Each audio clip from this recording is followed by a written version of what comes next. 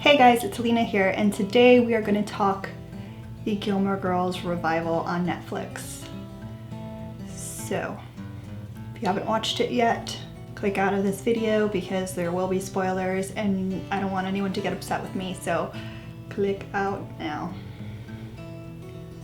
If you're sticking around, I'm assuming that you're either okay with spoilers or you already watched it and we can totally geek out on some Gilmore Girls. I just finished watching the four, I think like some people are calling them movies, some people are calling them episodes. I've heard it called both ways. I'll just call them episodes. I just finished watching the 4 episodes again straight through for the second time because I was like,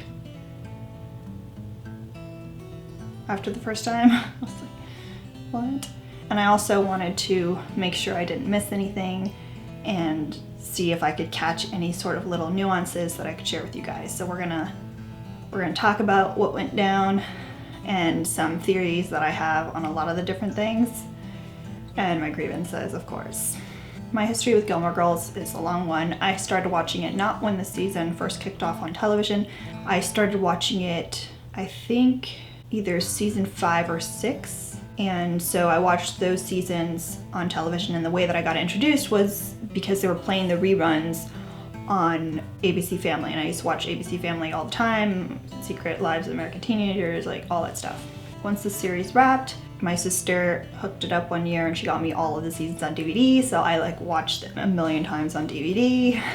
And then Netflix picked it up, so I've been watching it multiple times on Netflix. I've seen all 7 seasons countless times. It's just one of those shows that for me, it's like a warm bowl of chicken noodle soup. It's just so comforting and it just makes me happy. It makes me laugh. It makes me think. It just makes me feel comfortable. So I've watched them a million times. Like all the other diehard Gilmore Girls fans, I was definitely disappointed with the show ending and how it ended, and the 7th season was just an unraveling in my opinion. It was like just very bizarre. The main reason for that was because between the 6th and the 7th season, there was some sort of, I don't want to say argument, but disagreement with the writers, the main writers of the show, and the network, because they were switching from WB to CW, because CW bought out WB. So there was some sort of, I think, contract issue, and so they decided not to come on for the 7th season. So they had to hire other writers to fill in the place. So where we were left in the end of the 6th season was that Logan was in London, Rory obviously was still at Yale, like that kind of thing.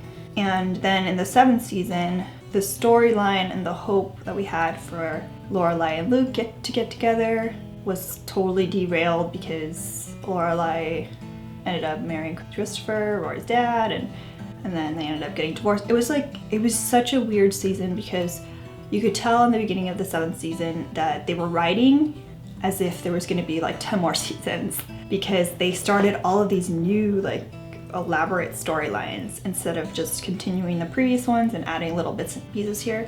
And then you could tell towards the end of that season that there was probably some sort of inclination that there wasn't going to be any more seasons after that. So then they had to like quickly try to like tie up all the loose ends. And it was unsatisfying in my opinion. So a lot of us have been waiting, basically, almost a decade for some sort of revival, and it's always kind of been talked about as something that wasn't going to happen, but it ended up coming about. So we all had really high hopes. I know I had super high hopes, and while I was watching the 4 episodes, there were multiple times where I was like, seriously? Like, this is what we're getting? Like, this is what's happening? Like, I just felt like they could have done a much better job. I don't know if it's because the writers have lost touch with what writing for Gilmore Girls is about, or maybe the actors have lost touch with what their character persona is like. I don't know, it just seemed awkward. Gilmore Girls was a show that was full of laughs. It's a show that made you smile, and you know, every once in a while you shed a tear, but it wasn't something that was a constant theme. And for me, all 4 episodes were just this very like sad. It seemed very sad, this like ominous cloud over it. And it was a lot like slower paced. It wasn't as quick and quippy and funny as it was in the regular show. One of the biggest issues I think with this revival was that the writers, I guess, just wanted to pretend like the 7th season didn't happen. I guess because it wasn't their vision. But what they failed to understand was like, this isn't about you, this is about the fans and the people that have followed this show and basically made it so that y'all had a job again because the fan base was that strong and wanted it so badly. So to just pretend like the 7th season didn't happen, I think was a really, really bad decision. Because, for example, in the revival, they had Logan in London, which is where he was at the end of the 6th season. But if you remember, in season 7, he broke ties with his dad and his dad's company. He wanted to do his own thing, and he was headed out to San Francisco to go to Silicon Valley. And the breakup with Rory was very bad. And so to come back, and now all of a sudden he's in London, no explanation. Him and Rory are still kind of seeing each other, no explanation. It's very bizarre. I just don't understand any of that. Another thing is towards the end, Rory and her dad had a really good relationship. And when they brought him into the revival, it just seemed very distant and strained. And without an explanation of why that happened, it just seemed like either it didn't need to be there at all, or they should have spent more time on it to explain why it is that they were kind of just talking like strangers. There were just a lot of things that just didn't make sense, and the true fans would kind of understand. Rory's dad saying that he joined the family business. Well, if you remember, his dad was a lawyer, so you don't just say, hey, I'm a lawyer. That's you have to go to law school. And are we really believing that he went back to law school after him already being super wealthy? It didn't make sense. And then the weight put on some characters versus others didn't make sense to me.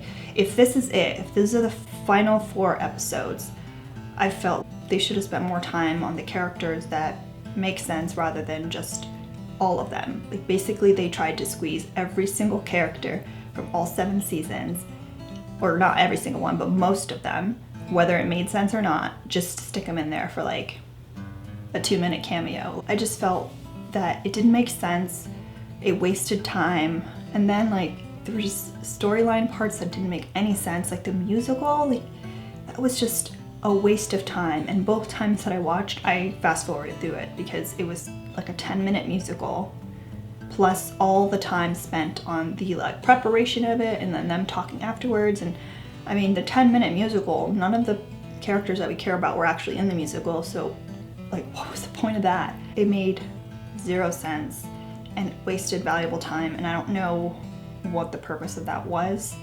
I don't know, it's very strange. There were parts of it that were so slow, if they were writing for an entire 24 episode season, and then there was parts towards the end where it was let's squeeze everything we can. The fall episode, so many different things happened in that episode. It was just, Lorelai was hiking, and then the Life and Death Brigade came back, and then she said goodbye to Logan, she saw Dean again, the grandmother quit the DAR, Lorelai and Luke get married.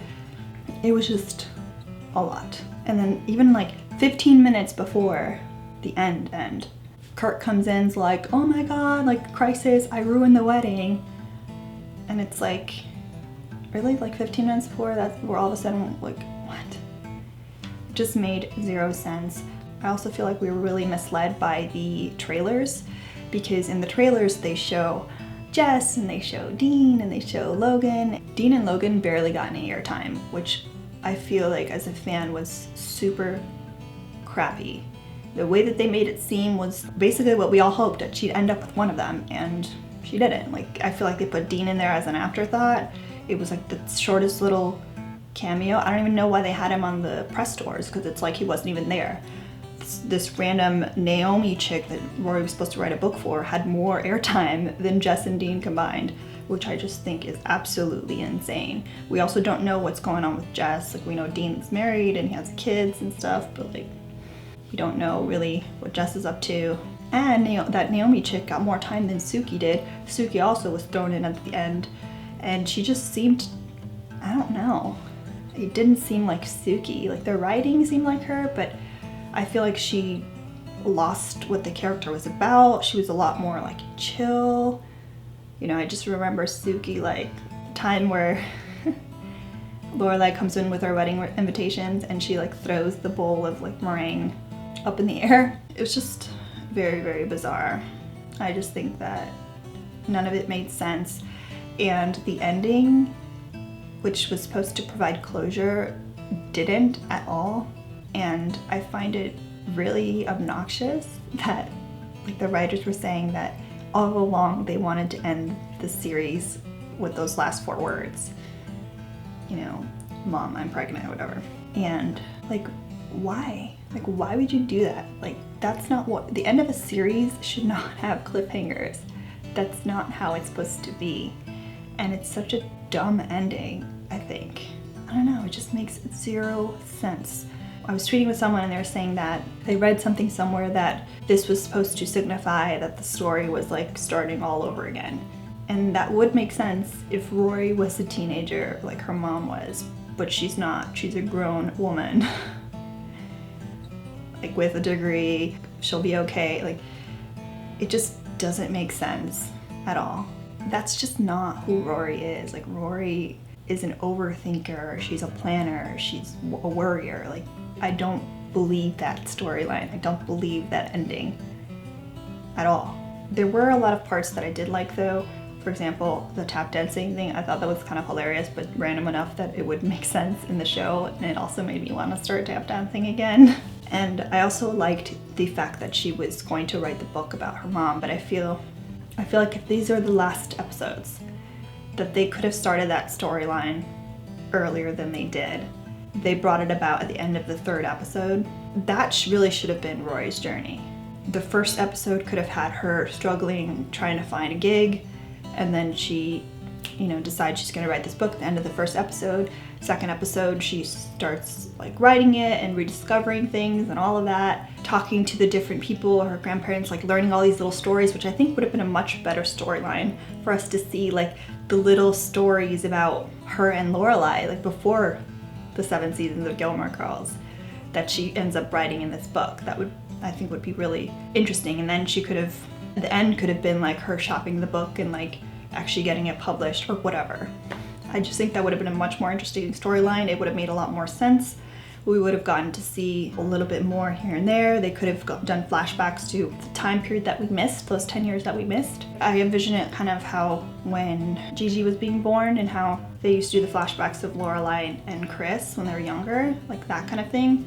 I think that would have made a lot of sense. I also feel like they kind of tarnished Rory's character in a way.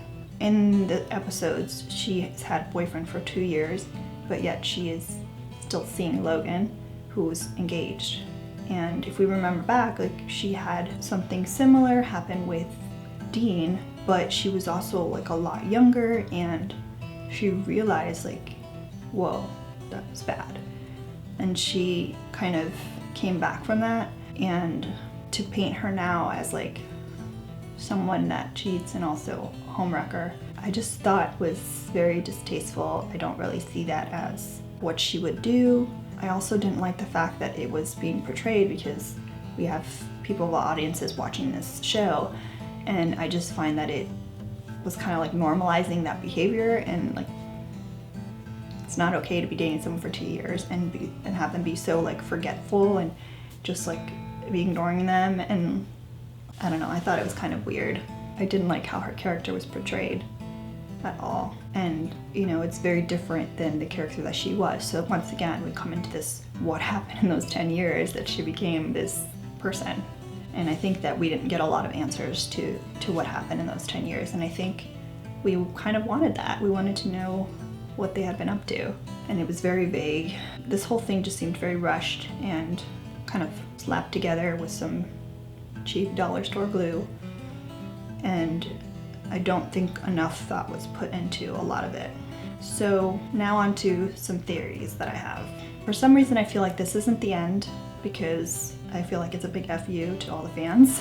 And then I'll explain why I feel like it might be the end. So first off, if you look on the Netflix when you're playing the episodes, it says season 1, episode 1, 2, 3, 4, whatever. Now in shows that don't have multiple seasons, but they're still like a series, it usually doesn't say season 1 as far as I've seen. It just has like the different episodes. Also, the cliffhanger, I feel like, wow, that doesn't make sense at all for Rory's character. I feel like that could create a lot of episodes. There's still a lot of questions to be answered. Lorelai got her happy ending, which, thank God. If they wouldn't have put Lorelai and Luke together, I think people would have boycotted. It had to happen. So this might be an opportunity for a new story with Rory and her daughter, and like the 4 generations of Gilmore Girls. Also, Lorelai wanted to expand the inn, so she borrowed money from her mom, which we always find that creates some sort of tie. But on the other hand, Emily did cut all her ties in Hartford. She put the DAR, she sold her house, so having that continue, they can't really necessarily do Friday night dinners from Stars Hollow to Nantucket every Friday. That wouldn't work. Overall, I am definitely torn. You know, I'm happy, of course, that we got more episodes, but I just feel like it wasn't done right. And part of me wishes like it wasn't done at all now, because it just wasn't what it should have been, in my opinion. Anywho, so I want to know your thoughts. Did you guys love the Gilmore Girls revival? What are your grievances? Definitely leave them in the comments. What are the things you liked? What are the things you didn't like? What are the things you wish you would have seen in this thing? And let's have a conversation about it in the comments. And yeah, so I hope you guys enjoyed this video. Be sure to give it a big thumbs up if you did, subscribe if you haven't already, and I'll see you guys in my next video. Bye!